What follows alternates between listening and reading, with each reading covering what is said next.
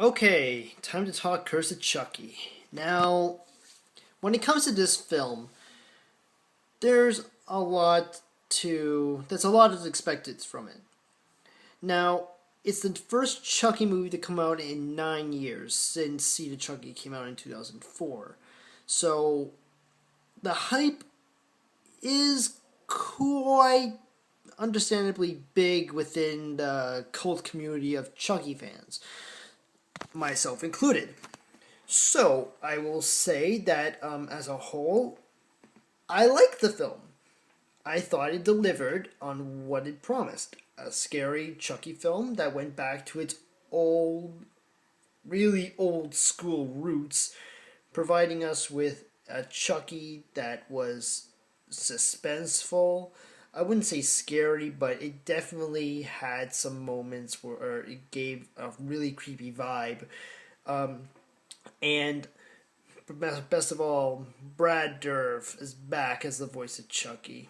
Because without him, every Chucky film would just fall flat on his face. Brad Dourif gets a great performance as Chucky. He is the embodiment of what Chucky is to Chucky.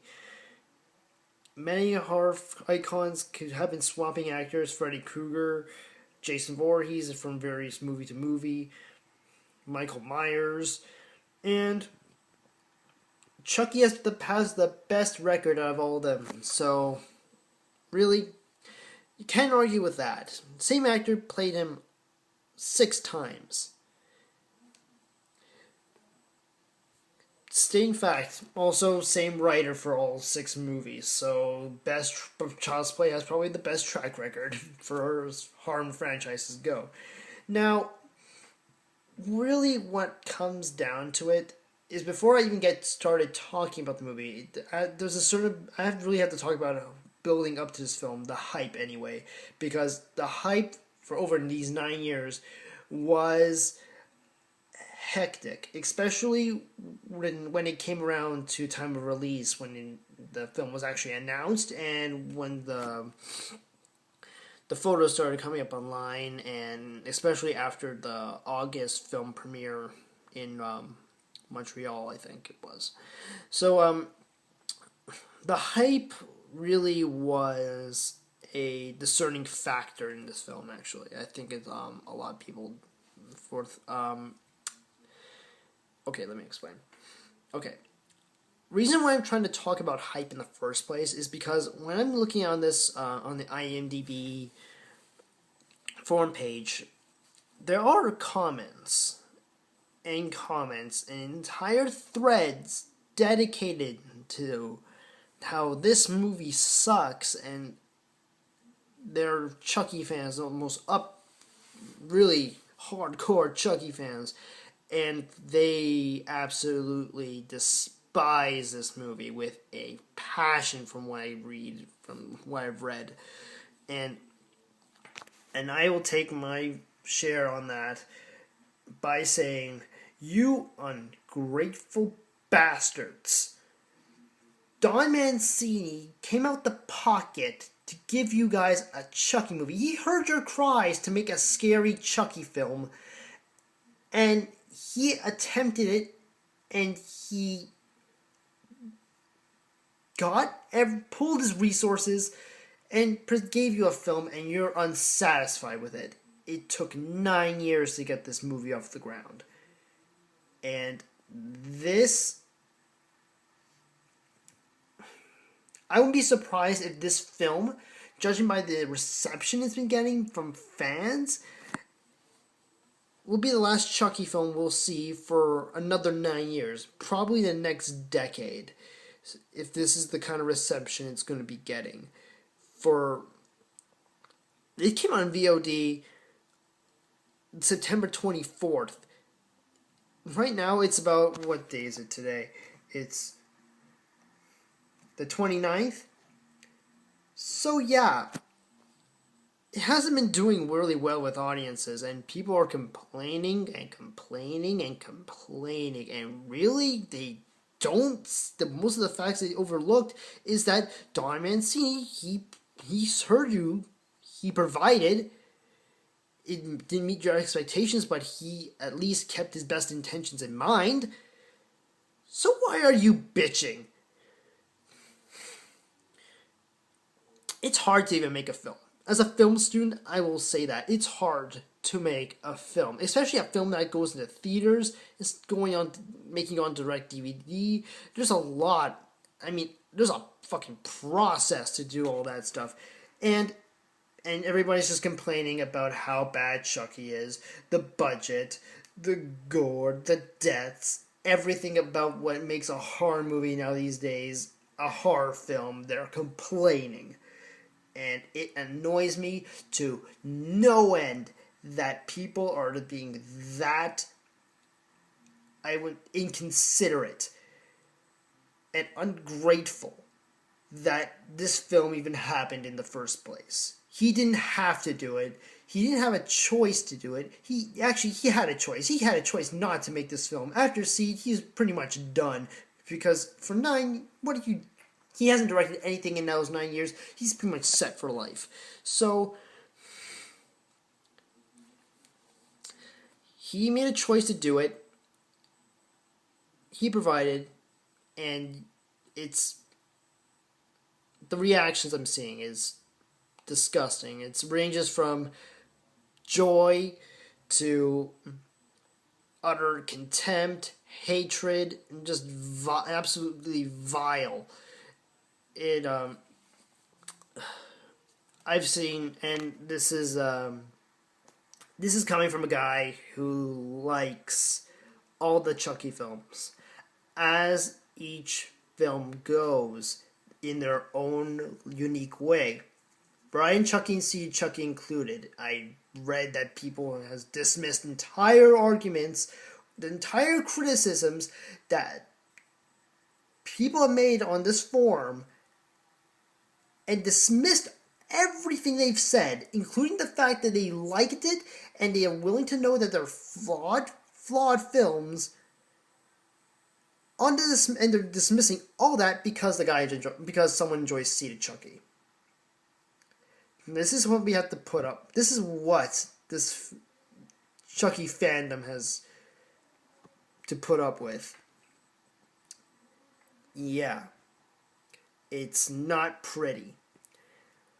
I've gone long enough discussing all this crap, but I will be saying this here first, that none of these films, even the best Chucky films, are flawed. This film is no exception. So there is no reason why any of these Chucky fans have any right to bitch and moan. It's their right. It's for fair criticism, but you cannot dismiss another person's criticism just because they like Seed. I like Seed. Fight me. So, okay, I'm actually getting legitimately mad. Okay, calm down. Fuck. Okay. As far as the movie goes, I liked it. Okay. Reasons why I like it. Don Mancini from Seed Chucky, he directed Seed Chucky, and he has improved drastically in these 9 years. Every shot is done with pristine framing. Every shot looks crisp. It's ripe with detail. It's marvelous how far he's come. It doesn't even look like he even directed it, judging from how Seed looks. And Seed had the bigger budget, to say the least. Here, the budget went to the set, and you could see it. It looks fantastic. Like, this film was made for $8 million. It doesn't even look like that. And in order to accomplish that feat, excuse me, it's in order to make $8 million look like at least $15 million in like a very limited setting in that budget, including the house, and with an animatronic puppet like Chucky, that is impressive work, and that's what I think a lot of people are overlooking. Now, here is one other thing I did like is that it expanded on the Charles E. Ray's backstory, where you see more of Chucky when he was a human and what he was up to and what his probably motives were. Excuse me again, I'm fucking yawning. I'm waiting for Breaking Bad, so cut me some slack. But now it's really really interesting where Don Mancini chooses to take this character, the direction where he takes his backstory to go. It's by no means perfect. I will discuss this later, but it is very much a welcomed addition, if not I'd say it was welcomed. To me, it's felt necessary because Charles E. Ray, you do very little of. He was a killer. Okay, sure. He had a girlfriend.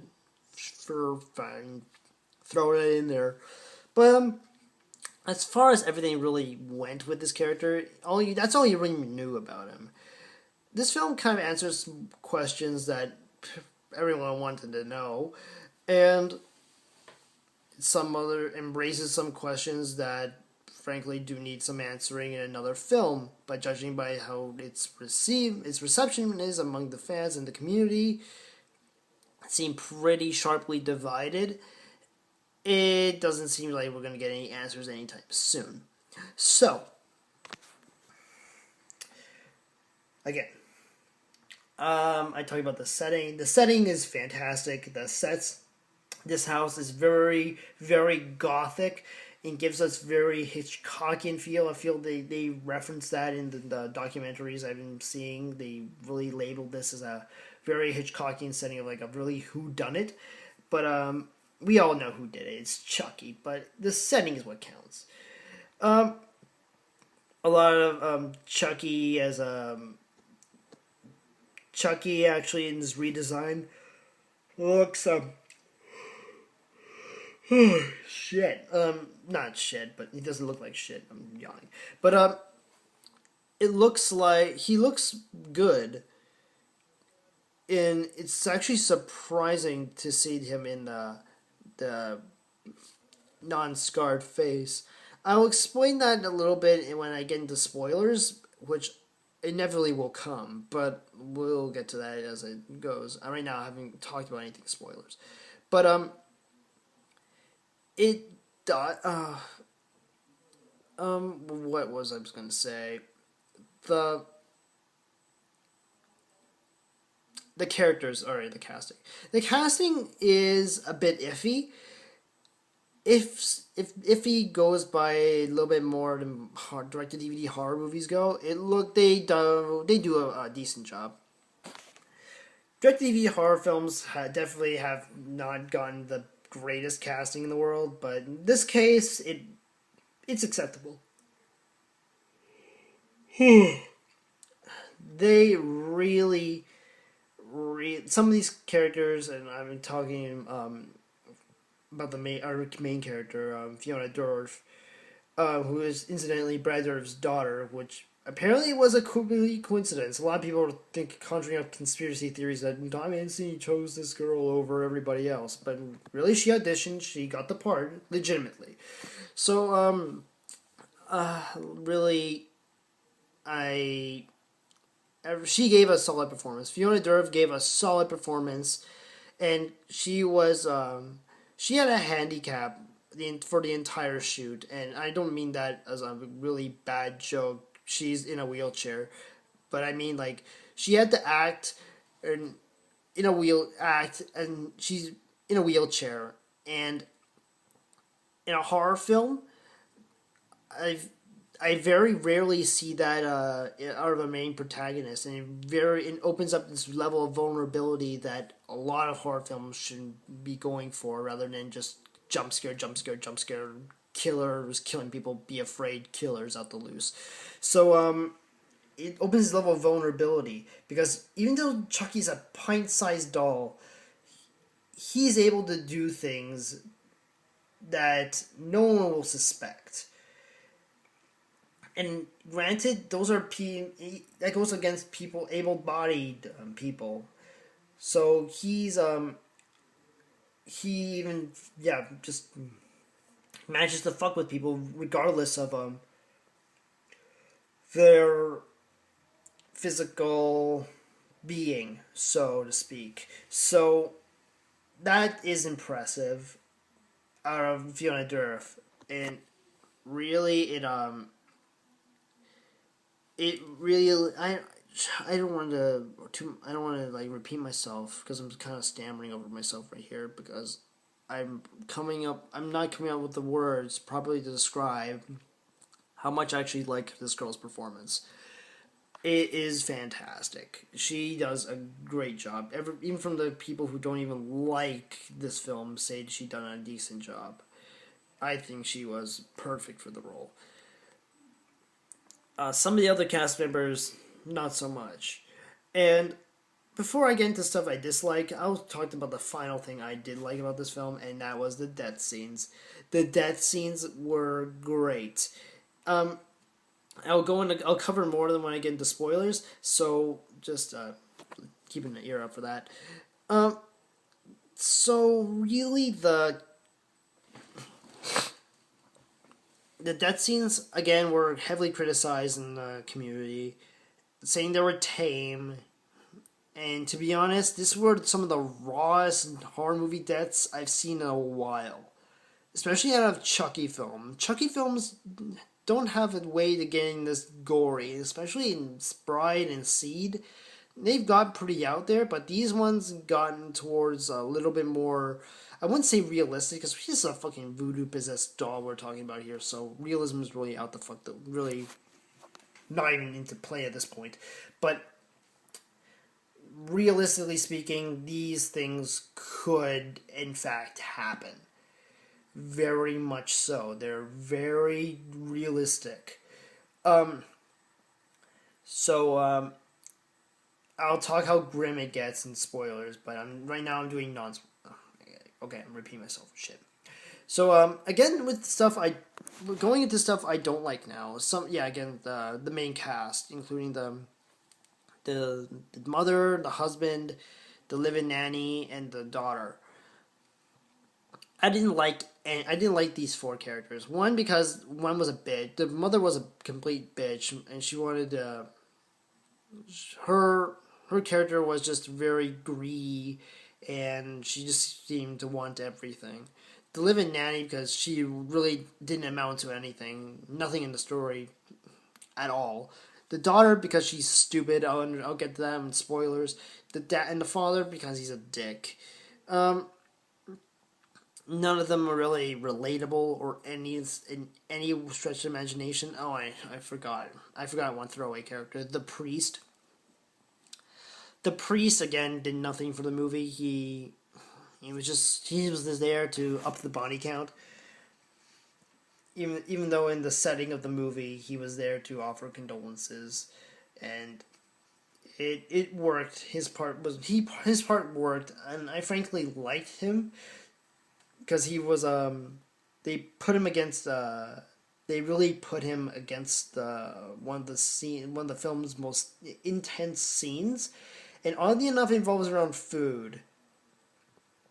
Yeah. So those are the stuff I liked about it, and I will go into spoilers now because the rest of the movie I'm gonna be I kind of have to talk about it. All right. Right now, spoilers. So, as far as spoilers go, in this film, a lot of people didn't. I know why a lot of people are hating on this film, and that's because it expands Charles E. Ray's backstory. And I said that as a reason why I liked it before, and I understand where these guys are coming from, but let me explain where the other guys are coming from, not just me. So, they're mad because they present Chucky as a very mean-spirited killer. Okay. But then, he went after this family, Nika's family, the main character of Fiona Dorf's character. She goes after his pregnant mother. So he develops feelings for her. He loves her, and just to keep her to himself is heavily implied, that he killed her husband, and he held her captive in a shack somewhere, surrounded by flowers, and the cops end up finding out about it. In a fit of rage, he stabs Nika's mother in the belly, making her a quadriplegic and setting up the series henceforth. Charles E. Ray gets shot. Because of this, Charles E. Ray gets shot in the toy store, and he puts soul into the doll. He goes with the Barclays, the Kincaids, the Tillys. The entire series builds up from there, and I liked how he handled. I liked the initial how it was handled, and I liked the idea. What I don't like is how it retcons some of the characters in it, like Eddie Kabuto. Like characters like that are pretty important in the for a couple of Child's Play films, and there are some references here and there, especially some fan service towards the end, but it is very much, it kind of fucks over continuity, but it's a flaw. It's a very, it can be an overlooked flaw because it wasn't, you couldn't really pay attention to it, and it really wasn't Eddie Kabuto's fault anyway, because he just drove away in Chucky's time of need. But it really kind of brings the series full circle. Also, one thing that a lot of people didn't like and I liked was Don Mancini's what I don't know a word to describe this, but it's his tenacity or his love for the franchise to make this film a sequel to Seed of Chucky, despite the initial rumors that this was going to take place after Child's Play 3. Now, I like that. It shows that he has power in towards what the movie he wants to make, not according to what the fans have to say about it. And whether the fans like it or not, it's their business. But for him, it's a film for the real fans that really enjoy the films, despite their flaws, willing to overlook some of those, and enjoy the films as films. Now. So, with that said, the Charles Lee Ray retcon stuff really rubbed people off the wrong way. So it kind of did for me, but that is easily forgiven in the context they were using it in. Now, how a lot of people didn't like this, there was no resurrection scene in this film. Chucky just came back. No explanation whatsoever. He's alive, just alive. No chant, no nothing. Well, there is the chant, but again, towards the end. One of the film's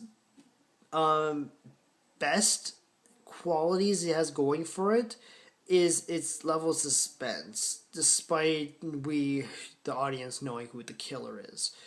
One of the key scenes I mentioned earlier was the most intense scene of the movie involving around food. Nika makes the family and the priest chili. And Chucky comes in and spikes one of the chilies with rat poison. Now, the entire scene is framed like it's a really twisted form of roulette. Like the camera's spinning around as it ascends. And it's looking really, really like, oh God, who ate this poison chili? It sounds silly, but it makes sense when you see it. So it's a testament to how well a set piece like that can play out. There's a lot of fake outs in it, but ultimately when it does happen, it leads to one of my favorite death scenes in the entire film. The priest's death. Now, the priest's death happens off screen. We never really see what happened to it. All we know is that he was disorientated when he ate the poison. Like, he started sweating. And he really didn't know what was going on. He just knew he was unwell. So, he drives back to the church.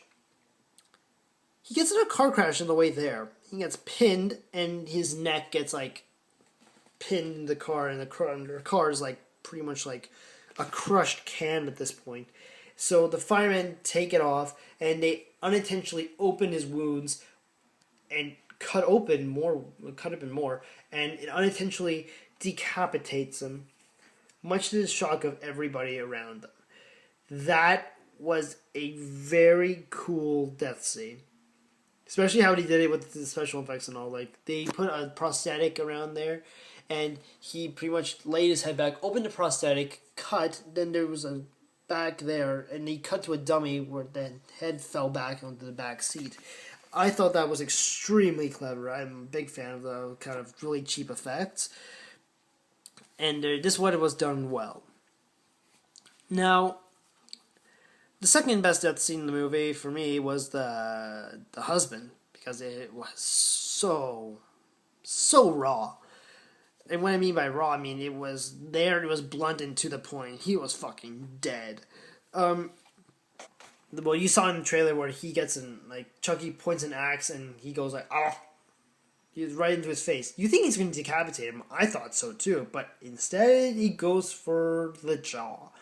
He goes for the mouth, gives the guy, cuts his lower jaw off, and you see his esophagus and his windpipe and shit, and there's a broken tooth in there, and just blood's pouring profusely out of around his neck and onto the floor.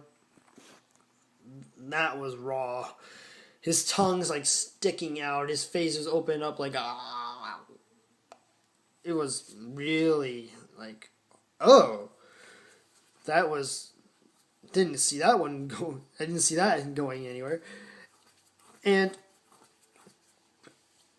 yeah, when I said that people thought this was tame, oh, name one death in Child's Play that actually got that amount of dirty in there. Child's Play 2 excluded because of the doll eyes death. That was, I would say, the most graphic, other than Chucky's head exploding. So, most graphic human death, that's what I'm trying to get at. So, yeah. Tame my ass. This film had a lot going for it for death. The only tame scene that this film had was the babysitter death. She just got electrocuted. And electrocution done by Chuck before. Hell, he killed his girlfriend with electrocution. So, what's really new was that?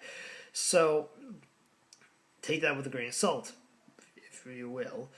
Another death involves getting an eye, stabbing in an eye. Really close up stab. You see the blood and the knife actually going in. It was pretty nasty. But, ultimately, I didn't feel bad. No, a lot of things, this film had a lot of things going for it. Well, just judging by the limited characters, they spent a lot of time with them, and it hurts the film's pacing a bit. But once it gets going around the second half, it does a little too much, too little too late, really. I'd rather have a film with more Chucky in it, but this time around it kind of made sense to me because Chucky was out for revenge rather than just have a set goal in mind. His goal was to destroy a family, and he did exactly that. So, no matter what the outcome was, he got his revenge over 25 years apparently. Now, what I really should talk about now is the fan service, and no, I didn't expect that at all. Now, the two fan service revolves around two scenes, one involving Andy and one involving Tiffany. Tiffany coming first rather than Andy. Now, what Tiffany's cameo revolves around is that she comes into play just to know that she's still in the body of Jennifer Tilly. 2. It also establishes that Chucky's being sent off to these places and unknown sender, unknown anything. So they explain how Chucky's managed to be shipped around. And it's by Tiffany's help. Now, the second one, this is with Andy Barclay. And this is by far the biggest, yet the best post-credit scene I would envision for a Chucky film, especially if one that, if it were to, the series, as Billy Disgusting put it, if the series were to end today, this would be the perfect send off note it would go off on. And how it goes is that Andy puts a shotgun in Chucky's face after he gets mailed to his house, and says, "Play with this," and Chucky looks like, "Holy shit!" and gunshot fade, gunshot black, credit Alex Vincent as Andy Barkley. How they even got Alex Vincent to begin with is just fucking crazy. I'm surprised they even got him, and a lot of people are harping in on his acting. I'll cut him some slack. He hasn't been acting in years. Curse of Chucky's the first role he's been in a while, so cut the guy some slack. So, yeah, he still attends conventions and whatnot, but mainly right now he writes music, and I can't hold it against Alex Vincent for him to do this, for him to actually come back and do the role as Andy Barkley again, even though it's just like a 3-minute clip, it deserves a mention. And also deserves I wouldn't say it deserves to it really. I don't even know what this. I can't speak right now. I'm trying to think of words to describe this, but I might be just repeating myself over and over again for the past 30 minutes. But I think the Alex Vincent is, and it's a he is wonderful. I'm surprised that he came back to it. How Don Mancini even managed to find him after all these years. And for him to say yes to this must have taken a lot. Also, I should also discuss the ending, the actual ending. That Andy scene is in the post-credits, but I will get to that in a little. I'll get to this in a little bit, just regards to continuity-wise. Now, how this film ends is really questionable, and to be honest, a lot could be cut out from that. Now, how it ended was Chucky nailed himself to the little girl's house that he was stalking back when he was at Nika's place. She's been moved to her grandmother's house after her parents are dead, and Nika's been sent to a mental asylum. Rightfully so, for thinking a dog came back to life. Again, it's another problem I get back to. But here's how the film ends. On the note the film ends on, Chucky finds the girl and does the chant to her. This was extremely problematic for me. Now, reason being, because in Curse of Chucky, going off that canon, which this film definitely pretty much sets itself up to, Chucky doesn't give a shit any more about becoming human. Evident about his big speech in Curse of Chucky, that he really wants to be known as an infamous doll killing people, and that's all he's ever going to be amount to being. Plus, he's practically immortal in his current form. So, what has he got to lose right now? So, why is he trying to do a chant with this little girl? That's a very questionable motive on his part, but I do hope that it's cleared up in another film if it does in fact happen, but that's asking for a little too much right now. Right now, the film ends with the Chucky doing the chant and the grandmother coming from the basement with a bag over her head. She's suffocating, and the film just cuts to black and credits. It's implied that she stopped him because in the post-credit scenes with Andy, it said it takes place 6 months later. And Don Mancini, I have no quotes or website validating this, but I've heard rumors say that if this film were to do good, he would explain what would happen in those 6 months leading up to the Andy Barkley thing. So it's very well, you could probably see Alex Vincent back again as Andy, dealing with Chucky and knowing the final outcome of how Chucky is, whether alive or dead or not. Now, the that was the only thing I have a problem with is continuity wise, because 6 months later, honestly, after that, it's too big of a gap to end your film on, other than just for a purely fan service. But again, you probably didn't even need that title card for 6 months later. You can say sometime later or sometime before or something like that. And it would make sense because it hasn't happened. A, hasn't happened yet, or it's not explained yet. If it's not explained yet, you can explain it in another film, whatnot. It doesn't work either way anymore. The way I'm saying it, but I know he had his best intentions in mind when he made the film and made those scenes for the fans. Now, one other thing I really didn't like is how Nika's storyline ended. How it ended is like her her family's dead. Everyone she knows is dead, and sorry, I covered the mic there for a second. You might hear some like rustling or something, but anyway, her family's dead, and pretty much all she has now is the doll, and she gets tried for murdering the family, and she gets charged by being criminally insane. Criminally insane, okay, I can buy because the Andy's mom was in a mental asylum for a little bit, and here it's really questionable. One, because she's in a wheelchair. It's established early on that she has a condition that she can suffer like heart attacks or something like that, and under heavy amounts of stress. And my argument against that courtroom scene is that if she were to handle heavy amounts of pressure that required you to kill your family members, I think she wouldn't be up to it, or she would feel horrible, or she probably already suffered from a heart attack and a half already for that, under the pressure of killing your family for that. Just out of the blue, kill your family. But what's one thing that this film doesn't kind of overlooks? The second thing is that this character is in a wheelchair. How can she possibly commit half of these crimes when the film goes on to no end, takes place at a blackout, and really